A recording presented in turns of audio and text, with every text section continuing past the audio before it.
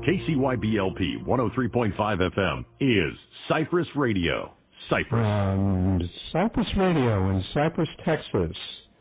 You've tuned in to the Special Ed Section 504 Radio Hour, and I'm your host, Louis Geigerman.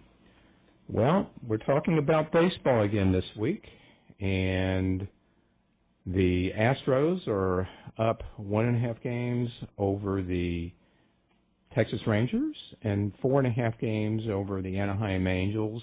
Things are getting tight in the pennant race. Man, I hope they get it to the finish line here by the end of the season so we can see some playoff baseball down here. So, yeah, I have to tell you, I'm an unabashed fan of the Astros. Go Astros. Let's make it happen. Also in other baseball news, as you all know, we brought to y'all's attention the case of the Dream League here in Houston, the Challenger baseball team, the children's baseball team with kids with developmental disabilities, and how they played at the Little League World Series in Williamsport a couple of weeks ago in an exhibition game against Pennsylvania before the international game. And there was an issue whether or not the game was going to be televised. Well, finally, KUHT here in Houston elected to show it on a tape delay basis. And today is the day they're going to show the game. It'll be at 4 o'clock Houston time on television station KUHT here in Houston. So I'm sorry, y'all across the country, y'all won't be able to see that. I don't believe they stream on their website, but the local folks here either set your DVR and watch it later, or watch it when it's being shown. So anyway, that's a big cheer out there for the Dream League. I know everybody associated with it is excited. We're excited about going to Williamsport, and now they can see the game again and relive those wonderful moments for those children. So it was just the children, families, and the Angels that took part of it. It's a wonderful, feel-good kind of story. A little housekeeping information here. I want to talk about future shows. Next week, on the 19th, I'm going to have Carla Smith. Carla Smith is a speech pathologist, but she does assistive technology assessments, not only for communication issues, but also for organizational needs, instructional technology, and the like. So everything about assistive technology that you ever want to know or care to ask, that's what we're going to talk about next week. So if you have questions, I'll talk about where you need to send questions for that. Also on September 26th, so that's 2 weeks from today, I'm going to have another speech pathologist, Sharon Duvall. Now, she'll be talking about speech issues, speech disorders. And she is one of the most amazing speech pathologists that I've ever met, and does incredible things. You know, it's harder today for speech pathologists to diagnose pragmatic disorders in kids, high-functioning kids in the autism spectrum. Well, she does an incredible job in doing that, and also in therapies. Everything you wanted to know about speech, Sharon will be the one to tell you, and if you have questions, we'll get to that. Then on October 3rd, we're going to have Barbara Colaroso, who wrote a wonderful book, The Bully, the Bullied, and the Bystander. We're going to be talking about bullying and harassment. We're going to talk about prevention, and then we're going to talk about if it's happened, what do you do about it? And we're going to talk about it from the training and prevention perspective, as well as the legal avenues. And we'll talk the legal avenues with Marty Serkeel of Serkeel and Associates in Round Rock, Texas. Marty's been an attorney for a long time, but he is on the cutting edge of legal issues regarding bullying and harassment. So these are some really, really exciting guests and topics that I think are very, very pertinent for all of us. if you have questions of any of these folks that are coming on the show, please, you can, while we don't take call-ins on this format, what we do is you can send emails to me at spedradio103.5 at gmail.com. Once again, that's spedradio103.5 at gmail.com. Also, you can tweet me at Louis, LOUISNARDA, at Louis Narda, and the hashtag is SPED Hour, by the way, here. But Louis Narda, if you tweet me, you can send questions that way as well. I prefer to have the questions by 5 o'clock on Friday so I can get them to the guest prior to the show. But please, and even if you don't have a question, I'd like to know people that are listening to the show.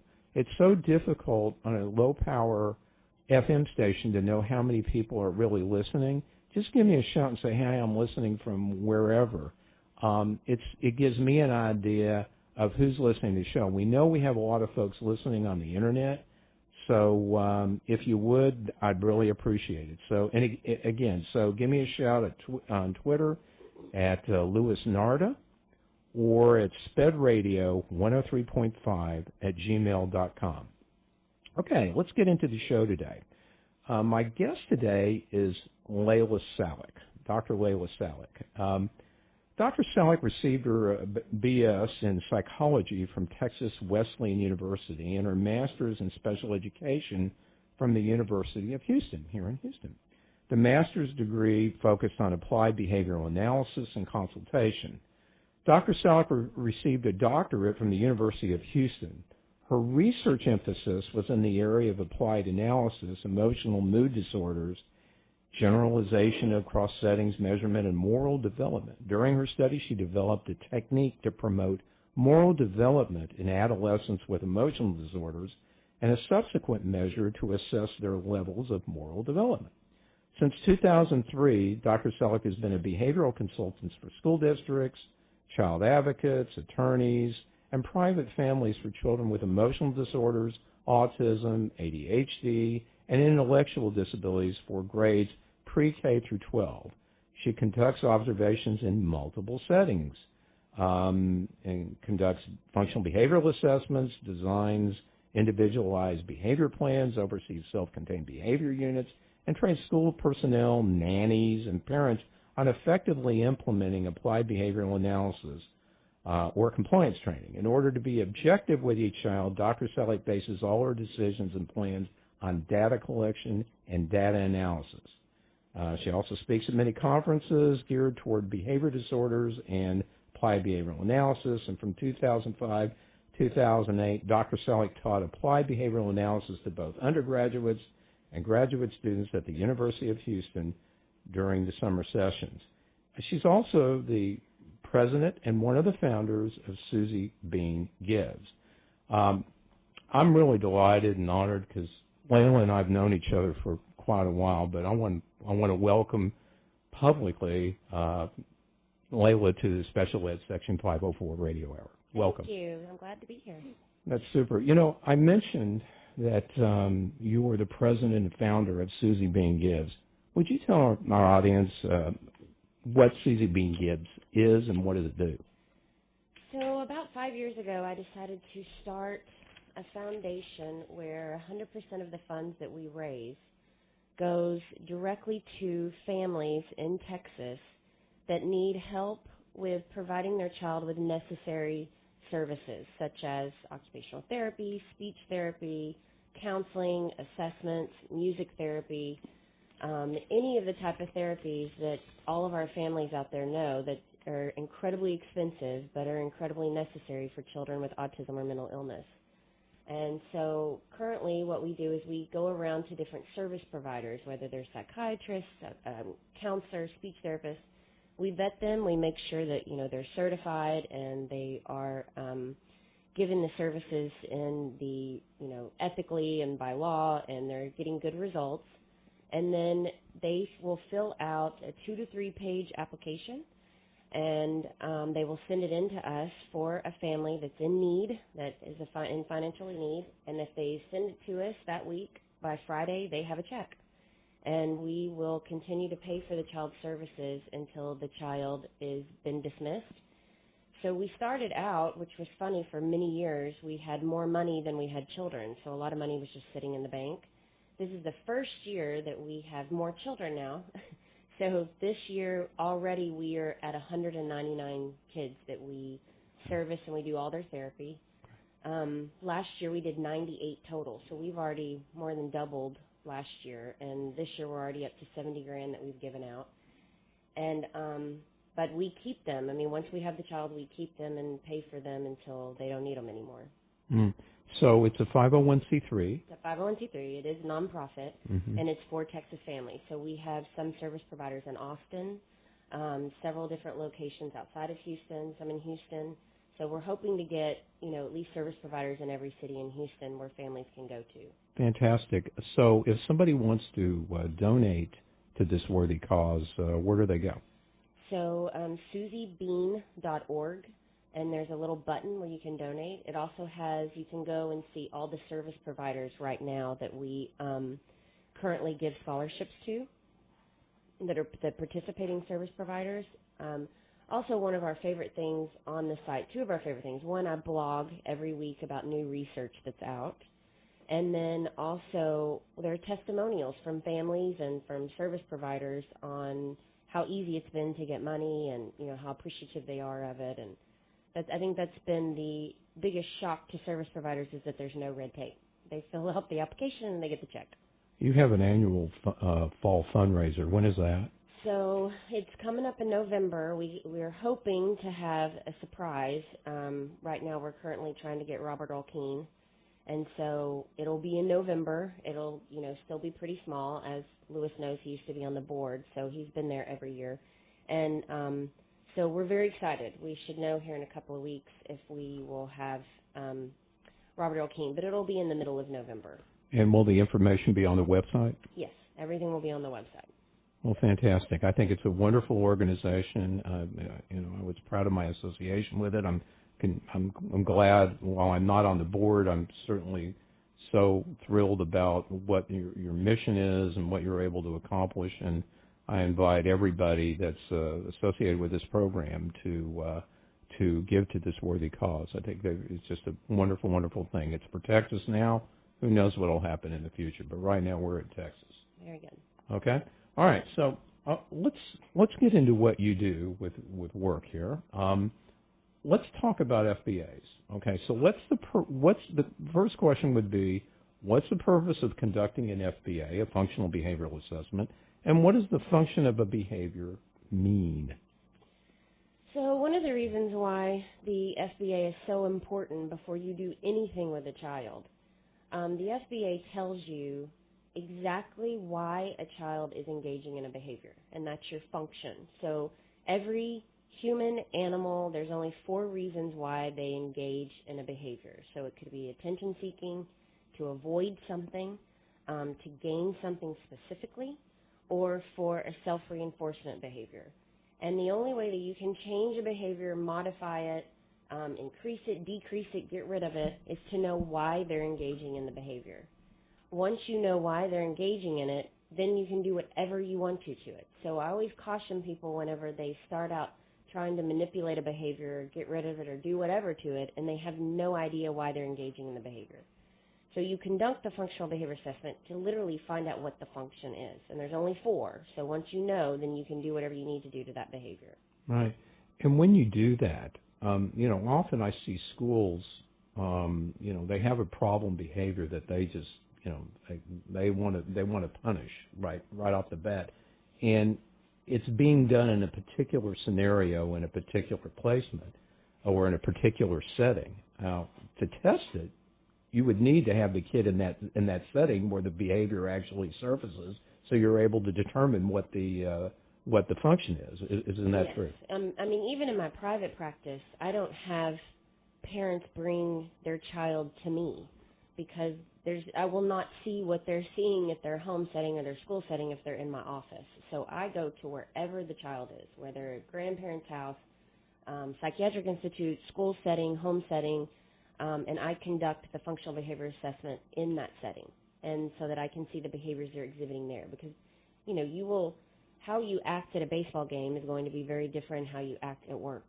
So you would want, if you're having problems at the baseball game, then that's where I would need to go to see what's happening. Absolutely. Okay, so that really came to roost this week. They wanted to take the kid out of all these classes, but put him in a different setting. But you have to have the situation that he was in for that situation, for that particular behavior to Yeah, and I see that a lot. And one of the things that I ask myself whenever I'm collecting data and doing a functional behavior assessment is I'll collect data on the child in question, and then I'll pick a random child in that setting and take data as well. And a lot of times the reason why you don't move a child is because it could be a child issue or it could be a setting problem. So you really need to know, is the behavior being occasioned, your antecedent, is it being occasioned by the adults in the classroom, by another student in the classroom, or does it really have something to do with the child because it's a disability? There's something going on. So you really wouldn't move them until you did this. Okay. Why is it important for a school district to conduct an FBA? And then as a follow-up, why is it important for a parent to request an FBA from an unbiased, qualified party? So the biggest reason why you would do an SBA first, and we need a school district to do it, is a lot of times people will just teachers will subjectively, in their mind, with every good intention, come up with why they think the behavior is occurring. So they will start just, maybe putting a child in time out, or giving a child, pulling him out of the classroom, sticking him in the office because he was acting up, without even realizing that maybe that child's doing it for attention. So now he has all the attention in the world from the principal, and he's getting candy in there, and he's hanging out. So you really need to know why they're doing the behavior so that you don't inadvertently reinforce the behavior. And the only way we know if you're reinforcing it is if the behavior continues. So I hear a lot of, I'll come into different FBAs with students, that you've called me into, and the behavior's been continuing, and it's even increased for months, sometimes even years. And you should have that behavior figured out, dealt with, and moved on, and a totally different behavior, and that behavior gone within a month. And sometimes they're still doing it for 3 years, but they haven't figured out that they keep suspending the child. Well, the child is avoiding school, and they want to be home. So, of course, if they got suspended the day before at 2, then the next day they're going to be suspended at 11 o'clock in the morning because they want to go home. And nobody's figured that out because nobody's taking data to see that the behavior's continuing. It's actually increasing. So it's very important for them to conduct that because you can inadvertently reinforce the behavior if you have no idea why the behavior is occurring. And then it's important, as you know, Lou, to have an unbiased person come in. One of the things that I do whenever they call and set this up is I ask that nobody talk to me about the child's disability. Don't send me paperwork. Don't tell me what's going on. Nothing. So that I can go in cold, take data, and I can figure it out just based on data what is occurring. You don't want to go in with all these preconceived notions. And the problem in a school district, the teachers are running 24/7. They've called in the AP. The AP's there 24/7. Say they've even called in behavior specialists. Well, they've looked at all their paperwork. They know the disability. They've talked to the teachers. So they already go in there with their own theory before even seeing the child. So I go in and I don't even have any idea what the child's name is. I don't know what he looks like. And what I try to do is sit in the classroom for a while and try to pick him out on my own to see if they're really in a behavior problem to begin with. And then I make another child nervous so that they think I'm not, I'm looking at the other child, not him. Okay, so tell me, let's break this down. What are the ABCs of FBA? So when I go in, I document behavior every 30 seconds. And this may come as a surprise if anybody in school districts are listening or parents are listening, but they are. Not only document the child's behavior every 30 seconds, but I also document the behaviors of the adults in the setting every 30 seconds. So what I'm looking at is to identify what we call the ABCs. So A is for antecedent, all those things that happen right before the behavior occurs to see what's occasioning it. And then you want to completely operationally define what the behavior is, and then what are the C's, what are the consequences that are happening right after it. And so that way I can tell what is maintaining this behavior, what's reinforcing it, what's keeping this behavior around, or what's keeping a behavior from occurring that we need. And once I know all that, then I can kind of manipulate all the pieces and we can get what we need out of the child. So what you do in that scenario is you actually test. You actually test the scenario. You put up scenarios and you test to see what actually set it up to see if it'll happen in a particular situation. Yes, and then I'll put them into conditions, and I can have, them, a lot of times if it's in a school district, I'll see the conditions just naturally occur, but if I don't, I will ask the teacher, please go over there and give him a lot of attention. When I snap my finger, walk away and no attention. Or I'll ask, please give them a task that you know that he does not like, so I can see if it's avoidance. If it's a self-reinforcement behavior, I just tell them to leave them alone, don't touch them, don't look at them, don't do anything with them. And if it truly is, then they'll engage in it all the time until somebody tells them to stop. And then I will do data analysis on the behaviors and the antecedents and the consequences to see how they shake down.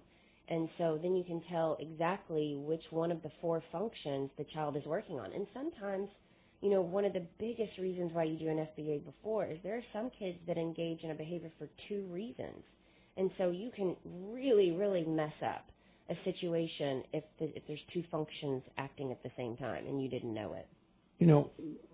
I want to ask this question in here. A lot of times, pure behaviorists will look at things being purely behavioral, and there can be other environmental issues that can certainly have an impact on a student's behavior. What I mean is there may very well be sensory issues that are not part of it, and I see a lot of behaviorists that don't, they're pure behaviorists. They don't, I don't know if they don't believe that sensory issues are relevant or not, but what is your take on that? About the sensory issues and looking at it as you are a behaviorist? How do you look and factor that into your equation as a question mark where that may be one of the issues? Yeah, I definitely look at sensory, especially whenever you're taking data and you're looking at all the antecedents that could occur. One of the big things that I see, especially with boys, and a lot of times it's just a typical boy, not even a boy that has any disability, but they'll be sitting in a classroom and they're expected to sit there, not move, do exactly everything that they're asked to do for very long periods of time now. I mean, our classes go on without even realizing. I don't think people understand how long they're expecting these children to sit there, especially in elementary school. And I will start to see a kid, he's tapping his foot, he's trying to move around, he needs to get up, he needs some type of movement, and then the minute that he gets up to do something, he's in trouble. And nobody has any idea that this child, he just needs movement. So a lot of times once I realize through FBAs that we are having a sensory issue here, then I'll have them put in a sensory diet, which you've seen many times in my behavior plans, and I'll ask them, please, make sure that child's running around at recess when he goes out there, that he's not just sitting down not doing anything. He's getting up. He needs to move about every 20 minutes. Let him get up and go get a drink of water and let him come back in. That doesn't disrupt the class. It does nothing to the other kids. They don't have to know. And there's several disabilities, especially being on the spectrum, that's a huge concern. Kids that are Tourette's, huge concern. You start getting to neurological disabilities, and that child has to have a sensory diet. And I have to say I'm with you. I don't see a lot of people writing in sensory diets whenever they do FBAs, and I'm not even sure if they're testing for that or looking for that. Well, it's funny, on a lot of forms, that I see, they use, that's one of the options. They show sensory, they use as one of the options, but I rarely see it checked. So what I typically do, where I suspect, I can usually suspect whether sensory is a possibility or plays a factor. I'm going to suggest that they have an occupational therapy assessment, yes, definitely. And definitely look at sensory. But I just want folks to think about, very often, I'm not trying to bash schools on this, but very often we're looking at just the result of the maladaptive behavior, but we're not really getting to the why. And we really can't punish until we know what the why is. we just can't do that, and because we can derail a child's self-esteem, or really even besides, that's the worst, is derailing their self-esteem, but turn them off as being able to learn or wanting to learn.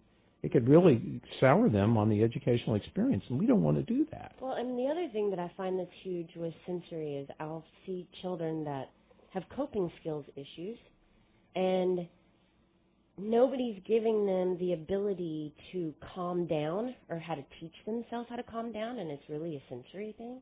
So I will take kids from being physically aggressive to where ending up teaching them to where all they have to do is just do a little bit of compression on their arms to calm down and just chill out for a second, walk away, do compression. And that's something as an adult they can do sitting in a subway, they can do walking to work, they can get up and go walk into the restroom and do it, and nobody has any clue that they're doing it. And what we don't realize is typical adults that we've never had a disability, you self-soothe all the time without realizing what you're doing to calm down at work, to not, run over somebody when you get road rage or something. So you really are doing what you need to do, and we don't understand that we have to teach that to certain children. They don't know that.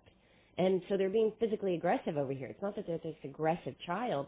They just don't know how to calm down. They just go from 0 to 60. So that's another place where I see sensory come in a lot, and nobody's looking at that. So my point to this, of course, we had Gail Evans on here recently, the occupational therapist. The point is, if you suspect that, I suggest that you request your district to conduct an occupational therapy assessment, because they can screen for sensory difficulties. And a lot of times, this is one of the core reasons why children are acting the way they are. Okay, so getting back to the FBA, tell me what type of data is needed to determine the function of a behavior. So this is very important. A lot of times when I go into school districts, for whatever reason now, this could be Lou's fault. My fault? How is it my fault? So I'm innocent. I have many SPED directors now that will have somebody from their school district that will basically shadow or stalk me throughout the day as I'm doing the FBA, and they're also supposed to be taking data. And what is funny that I learned, so I wonder how they can even compare what they're doing and what I'm doing, because all their data is anecdotal. They'll just sit there and write down what the child's doing, and it's literally like in sentences or like a couple of words on what's going on. So that's not data. The only way that you can analyze data is mathematically, and so you're going to have numbers, and you need to do it very systematically. There are several different ways that you can take data. Mine, I call a time sample. I do it at the end of every 30 seconds, and I document every antecedent behavior, every consequence, everything going on. Any random stimulus that happens in the room, some child throws up in the classroom, and how, you just want to document every little thing that occurs. And then you analyze it. And I really have a hard time, people, I even see this in psychiatrist's office a lot of times. The parents will come in, and it's just all anecdotal that they give the psychiatrist, and then there's a diagnosis. And that's very hard for me. I mean, we need assessment. You need mathematics here. We need really hard, objective data to do this. And so that is something that I just don't see very often. And you need to be taking this data all day long. There's no way to tell what is going on with this child unless you see patterns. You have to be there all day. And a lot of times I will see personnel come in, and they're just with the child for an hour. And that's it. Now, if you're in just one setting and that's all the child is in, and he's self-contained, and there's no different teachers and there's no different students, and the setting stays the same, I can do that in a home. I can go in a home and be in there for an hour and 30 minutes, but parents don't change, siblings don't change. We're in the home. It's, it's very static there. You can't do that in a school setting. If the child's switching settings, switching classrooms, students are coming in and out, there's new teachers, and a lot of times I'll find out that it doesn't have to do with the child. It's not a child problem. It's a setting problem. He's having an issue in math, and it may not be math. It may be the teacher. It could be a child in there bullying him. It may not have anything to do with academics. And the only way you know that is through patterns, and it's through being able to analyze actual numbers. I want to digress just one second. Okay, one area that I see a lot of difficulty, particularly those in the autism spectrum is potty training. And potty training I've found to be really, really difficult for a lot of schools. Find a challenge with some students to be able to teach it.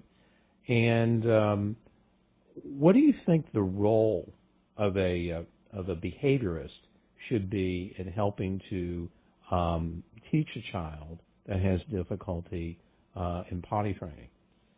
Well, once again, you have to go back to what that child's main function is. What is his currency in life? Does he like attention?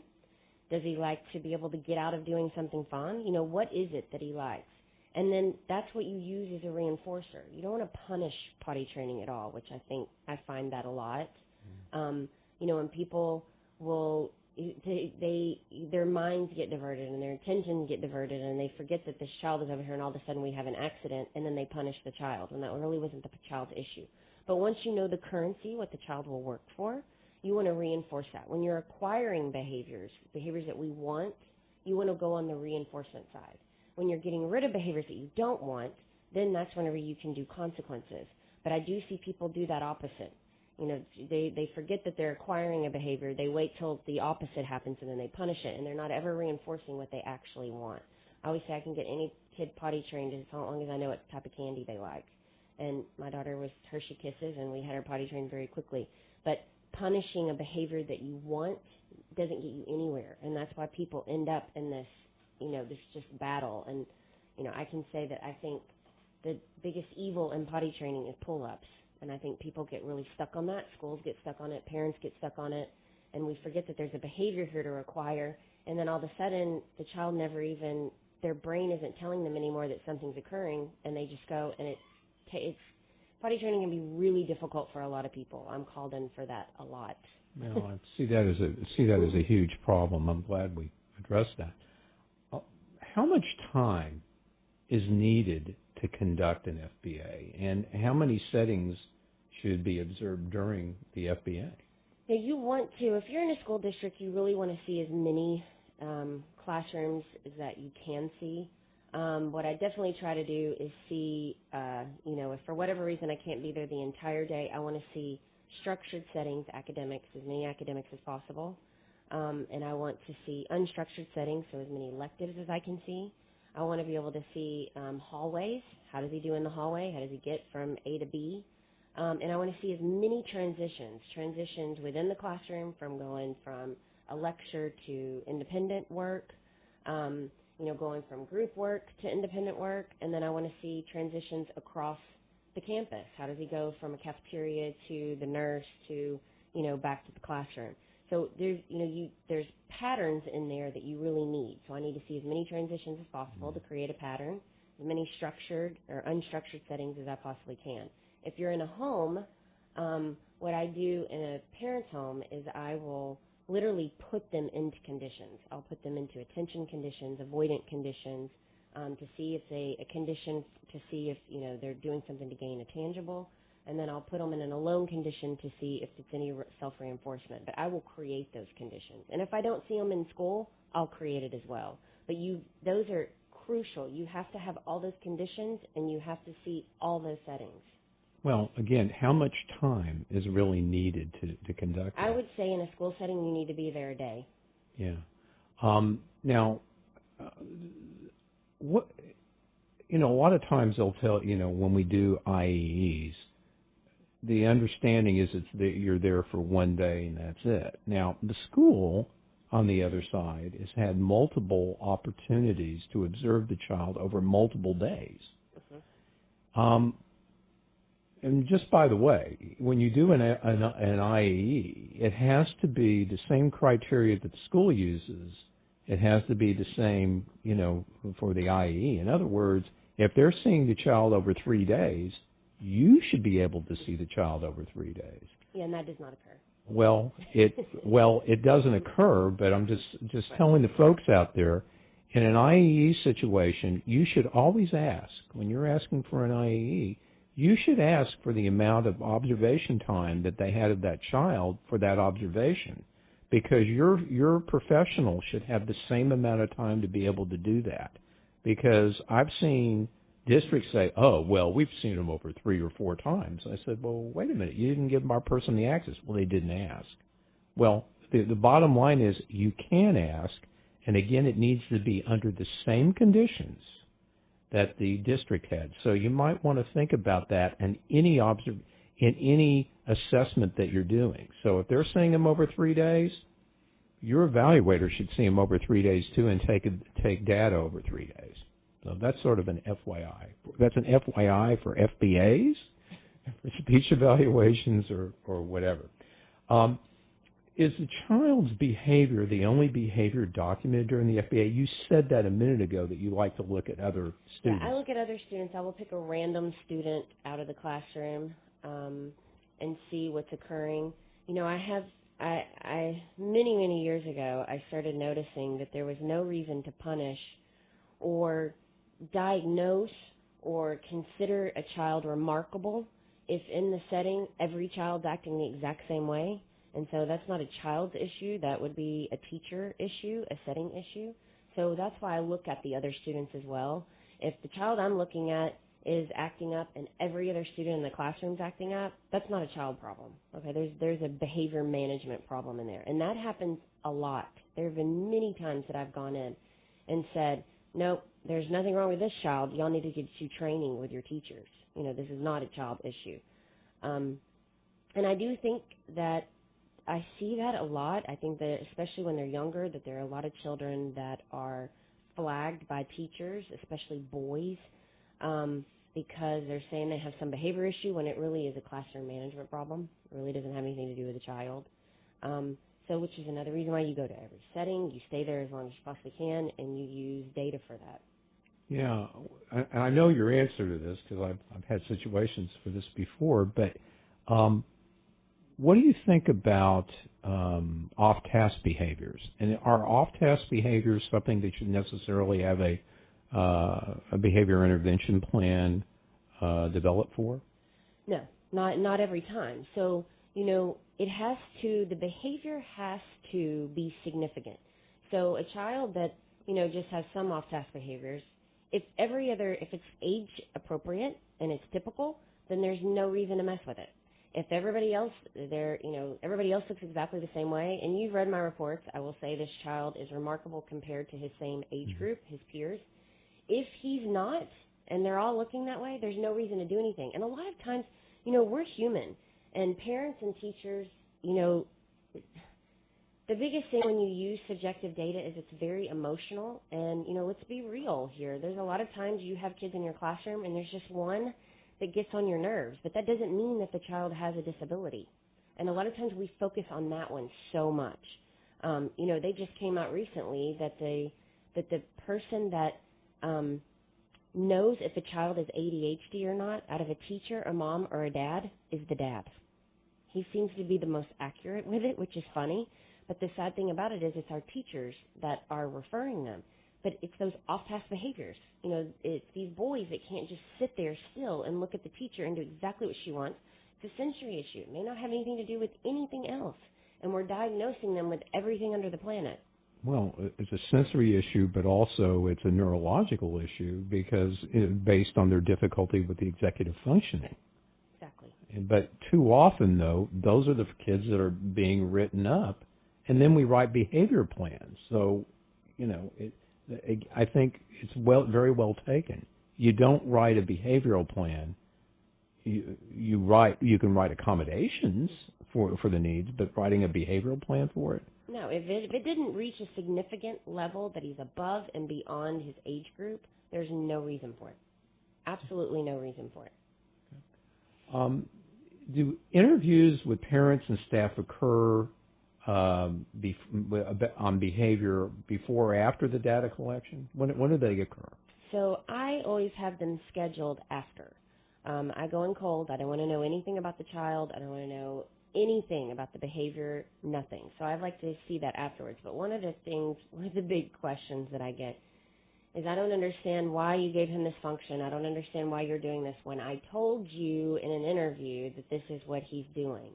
Well, telling me is one thing, just like what we were talking about. And a lot of times I've heard people say, you know, he does this 90% of the time in my class. And when you actually take data, it's around 15. So once again, if it didn't reach a certain level, so interviews, I do them afterwards, and it's one piece of the FBA puzzle. It is not the entire piece of the puzzle. And in school districts and even at home, people get very wrapped up in their feelings, their emotions behind something without realizing that it's probably not correlating with the actual data. Can you, obviously we're not going to mention any names, any districts, et cetera, but can you give me a number of scenarios of kids and behavior that you've witnessed that and how you've made suggestions on a BIP? Well, you've determined what the function of the behavior is, and how we've shaped that behavior by getting replacement behaviors to be more appropriate after we've done that. Can you give me some scenarios off the top of your head, some cases that you've worked on? So I think the biggest one that comes up a lot recently that I have found is that there'll be a child that the function of their behavior is avoidance, which seems to be hard for school districts. So one of the biggest things is you want to make sure that if a child is avoidant, so say they're avoiding schoolwork, well, you don't want to ever let them leave whatever classroom they're in without finishing that schoolwork. And you don't want them to go home until that's done. As soon as you let them go home or you suspend them or do any of that, then you've just reinforced the behavior again. So one of the things that I will recommend is a child that's avoidant. Throughout the day, let him know, a very structured behavior plan. The amount of time that you've wasted for me, I'm going to waste for you, and you're going to be here after school. On average, what we have found, if you keep a child after school for this, and they have to make up the work and they have to make up the time that they avoided, you have to do that only 3 times. I've had several children in several school districts that say, we're not keeping them after school. I don't have the staff for that. We're not going to do that. That's too much. It's just not going to work out. And I have to keep saying, you do it 3 times and you don't have to do this anymore. So then what I get is people will say, well, we're not going to hold them after school, but we're going to take them out of recess, cafeteria. We're going to take them out of all these different places. Well, that's fine with some kids, but when you have kids that are on the spectrum, they need to have those social skills. So when you remove them from settings where they need the social skills, now we're creating another problem, all because you won't just stay with them 3 days after school and get this done.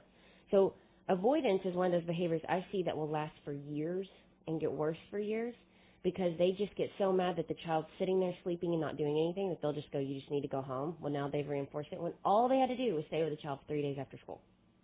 And it will become one of the biggest fights I've ever seen between school districts, with the BIP, with the FBA, with everybody sitting here. And it's like this standoff, and the child's still sitting here doing nothing. Yeah. Do you have any other scenario? I mean, that's a great example of avoidance. But do you have any other examples of something that's very, very typical that? The other one that I see has to do when the function of the behavior is a stimming. It's for self-reinforcement. And I see a lot of children whenever I go in, and they're just stimming. They let them stim all day long. That one breaks my heart. And really it's serving several functions. It's serving the function for the adults that the child really is to themselves and not doing anything and not disrupting anybody because they're sitting over here stimming. So the adult will just let them do that. But what they don't realize is the child is just going more and more and more into their own world. And what is that going to look like as an adult if they're stimming the whole time? So I will give them a behavior plan where we systematically shape and allow that child to stim at certain times and not allow them to stim at others. The biggest mistake that I see people make is they'll say, well, they're stimming, they can't ever stim. And that would be like me looking at you saying, Lou, for 3 days you can't have any water. And as soon as I tell you that, you're immediately thirsty and you want water. And so then the stimming will go even through the roof even more. So it's really knowing and having an understanding of what the function is and how to change that behavior. And you can have a behavior change within 3 weeks to a month without these behaviors going on forever. And I see it with every single function. But the stimming is just really, really sad to me. I mean, it's a babysitter. I'll give you that. You can allow the child to sit over there and be babysat all by themselves. They're all to themselves, but they're not learning one thing. And there's not anything they're going to be able to do as an adult to get a job to do anything if they're sitting over here stimming the whole time. Yeah, for sure. Does the information gathered during parent and teacher staff interviews change the function of the behavior determined during the data collection process? No, it does not change. Really, it's just one piece of the puzzle. What I do like the interviews for is if there's certain interventions, certain techniques that mom or dad or the teacher has used that they see, oh, I think he likes that, then I'll try to incorporate that in there. You know, if I hear that one of my big things that I like in interviews is for them to tell me what really reinforces that child, as far as, does this child love Legos? Does this child like to sit here and read by themselves? Now, on my own, I can figure that out by the function. But I do like to know the very specific things that we can buy and give to the teacher or buy and give to the parents that they can use to get out of them what we need. But no, the interview, it does not. It's one little piece, but it does not change what the function is or anything like that. We just, you know, people don't understand how much your subjective data is so far off from what's really real. Well, one of the things I've found is that, and you kind of touched on it before, but I've seen cases where teachers were the ones that were taking the data collection, or not just teachers. I've seen those that were considered behavior specialists that had some degree of training, but not to the level of a BCBA, or in your case, you were at a doctoral level, that were taking data, and their data was just not correct in determining the function of the behavior. You have to be trained to really recognize. I mean, tell a little bit about that. Yeah, and I mean, whenever you're trained in behavior, there are multiple things that you learn, but one of the biggest things that you learn is all the different types of data and when you use the different types of data. So, you know, if somebody is screaming nonstop, okay, and all you're doing is taking a frequency count, he screamed 3 times today. But you're missing the biggest piece of the puzzle, that he screamed for an hour and a half. Okay? Not just 3 times did he scream. Yeah. He screamed for an hour and a half each time. That's a significant thing to know.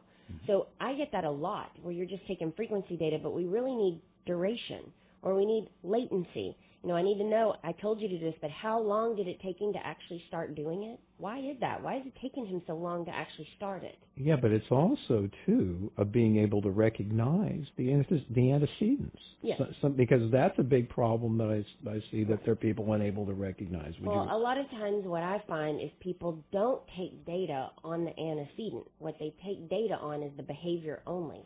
And that's what you were bringing up at the very beginning of the interview, is that all they're looking at is the behavior. They're not looking at everything that's occurring before and after. Mm-hmm. And they don't know how to take data on that.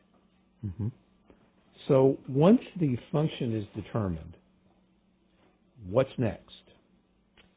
So from there, what I do is then I write up a very specific behavior plan. And that is specific for the setting, that's specific for the adults, that accounts for all the antecedents that are occasioning the behavior or causing the behavior, and all the consequences that are maintaining the behavior. And everything is written based on that function. So say the function came out and it was avoidance. Then I know that child's currency is he doesn't want to do anything that he doesn't want to do. So if it's anything that's undesired, he doesn't want to do it. So what I do then, if they're avoidant, do everything you don't want to very quickly and let's get it done, and then you can chill. So I know that his currency is to leave me alone and give me a break. So I write up a behavior plan around that. And if you don't do what you're supposed to do in the beginning and let's get it done, then I'm going to add more time. They can't stand that because all they want to do is just to be left alone. So I'll set up behavior plans for kids that are avoidant. You get your work done and you work and there's not any issues, the last 10 minutes are yours of class. And they can sit there and read, they can draw, they can do it. And that's amazing. You know, and I'll have teachers say, yeah, but, you know, that's the last 10 minutes that they're missing out on class. No, they weren't doing anything for you for an hour. Now you're going to get 15 minutes out of him, and then he's going to chill for 10 minutes. And so once you kind of look at it that way, it's a little bit different. But I devise a behavior plan that's specific to the function.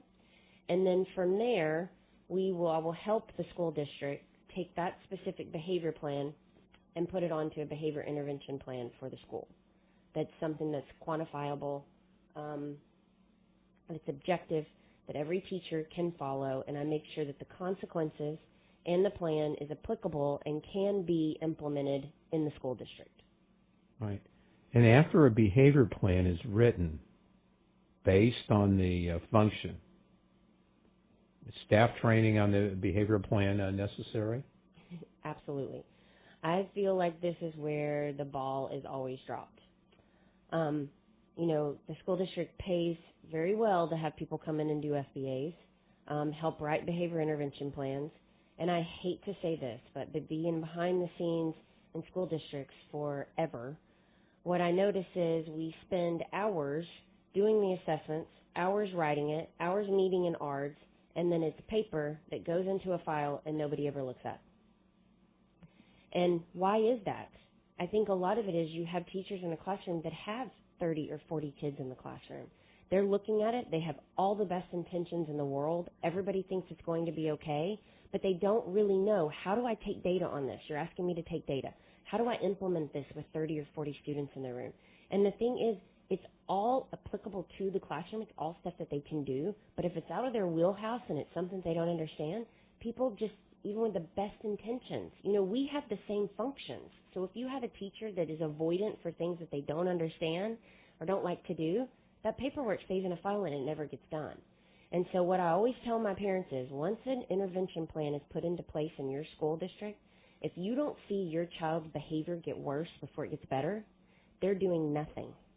Okay, behavior should always 100% of the time get worse before it gets better, because what that means is called an extinction burst. And what that means is you've stopped doing everything that's reinforcing this bad behavior. You've pulled all the reinforcements back, and now you're requiring of them to do what you want them to do, and the behavior's going to get worse because they want you to go back to the original dance that y'all were in. So it's kind of like they're trying to teach you a lesson. Oh, you're going to make me do this? Well, see what I'm going to do to you. And a lot of times that's where it all falls apart. Teachers are like, oh, my God, this behavior plan's not working. He's getting way worse. But that's what you should see. And so I tell parents, if you don't have schools calling you saying, hey, listen, this behavior's getting worse, and then that should happen for about 2 weeks, and then the behavior should go down. So, and if that doesn't happen and the behavior stays worse, that means there's inconsistency going on there. Sometimes they're doing it, sometimes they're not. Sometimes they're doing it, sometimes they're not. So I can tell what's happening in the classroom just based on the child's behavior. Mm-hmm. And would you suggest also that parents observe their kid in the classroom as well to see what's going on as well? To, if the district is saying, well, there's nothing going on, shouldn't the parent come back and also observe periodically? Yeah, and I would also say for you, Lou, whenever a behavior plan is written up and we say let's train staff, I think you should also ask the school districts and require of them that whoever did the FBA, whatever behaviorist is, that they come in maybe once a month or once every other week to check to see what's going on, to see if they need follow-up training, to see what's happening, see if data is being taken. Because I just feel like that's where the ball gets dropped. And then before long, we're right back where we started and nothing happened and the behavior still continues. Well, I actually do that. A lot of times the districts will say that we have the staff do. What I ask is that the BCBA, if the district has a BCBA, we'd like it to be overseen and be monitored by the BCBA. But that's a kind of a pat thing I do every time. Okay, what we're going to do is we're going to take a break. And then when we come back from the break, we'll get into the final thoughts from Dr. Salek on what she thinks needs to happen in behavior plans and what parents should be thinking about. So we'll be back in a minute. Today in school, I learned a lot. In chemistry, I learned that no one likes me. In English, I learned that I'm disgusting. And in physics, I learned that I'm a loser. Today in school, I learned that I'm ugly and useless. And in gym, I learned that I'm pathetic and a joke. In history, I learned that I'm trash. Today in school, I learned that I have no friends. In English, I learned that I make people sick. And at lunch, I learned that I sit on my own because I smell. In chemistry, I learned that no one likes me. In biology, I learned that I'm fat and stupid. And in math, I learned that I'm trash. The only thing I didn't learn in school today? The only thing I didn't learn today? The only thing I didn't learn is why no one ever helps. Kids witness bullying every day. They want to help, but they don't know how. Teach them how to stop bullying and be more than a bystander at stopbullying.gov. A message from the Ad Council. So you see, son, good manners are very, very important. Someday, many years from now, when you're a grown-up, you'll be a man. And when you are, you should be a gentleman. Do you want me to go through it one more time? Yes. Yes, please. Yes, please. Exactly. Always say please, thank you, you're welcome, and excuse me. Sit up straight, hold doors open for ladies. If a door's shut, then knock first. Don't burp, don't swear, don't speak with your mouth full, don't reach across people's plates, keep your elbows off the table. What table? And don't interrupt. While we're at it, don't stare, don't use foul language, don't call people names, but do remember people's names. Always share your toys, play nice, and cover your mouth when you cough or sneeze. On the bus, give up your seat to anyone who has trouble standing. Bottom line, treat others the way you'd like to be treated. Got it? Got it. And stop picking your nose. Most parenting is hard to do in just 2 minutes. But spending just 2 minutes twice a day making sure they brush their teeth is easier and could help save them from a lifetime of tooth pain. For fun 2-minute videos to watch while brushing, visit 2min2x.org. That's 2min2x.org. A message from the Partnership for Healthy Mouths, Healthy Lives and the Ad Council. Okay, we're back, and I want to talk a minute about replacement behaviors. So one of the biggest things that we really, really need to work on is any behavior that you're getting rid of.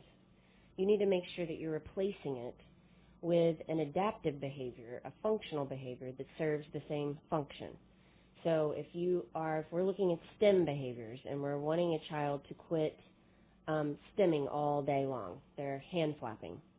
So we need to replace that with something that is doing the exact same thing, that they can do something with their hands, or they can look at a light for a little bit and then look away, but it's serving the exact same function, and we are reinforcing that function a lot on a one-to-one basis. And then we slowly fade the reinforcers back as that behavior is starting to exhibit itself. But what I see a lot are behavior intervention plans that are written to just get rid of the behavior without really, they give lip service to the replacement behavior because that will be the objective on the behavior intervention plan, but it's not actually what they're focusing on in real world. We need a replacement behavior that serves the same function that's adaptive.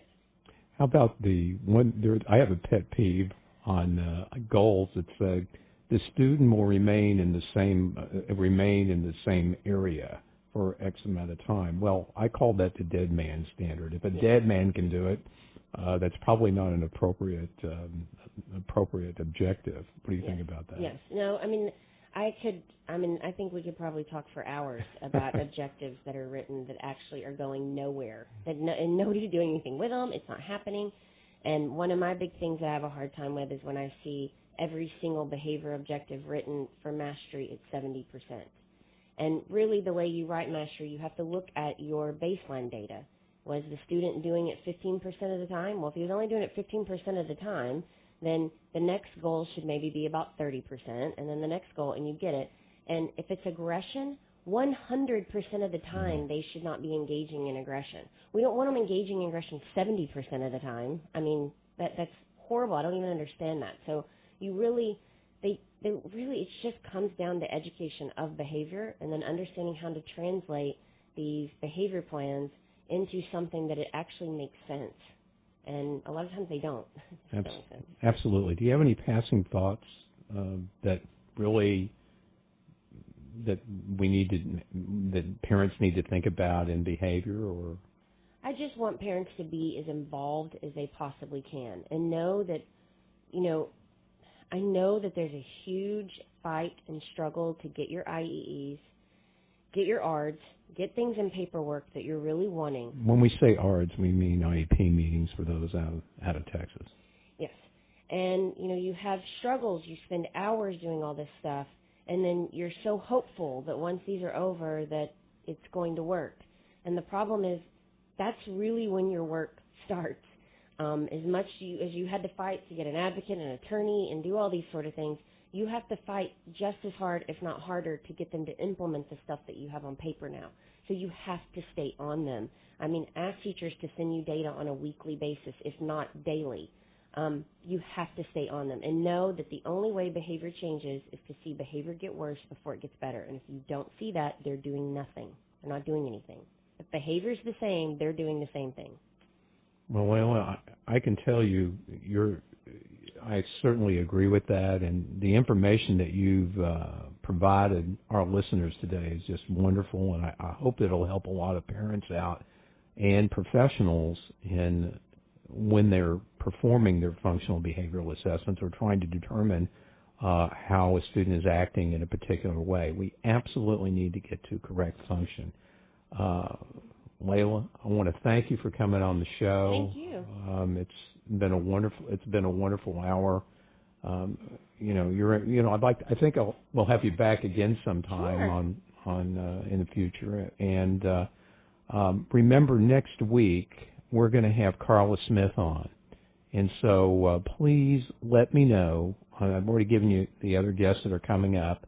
By the way, all our shows are archived on the website, but please ask questions at spedradio103.5@gmail.com, spedradio103.5@gmail.com, or tweet me at Louis Narda.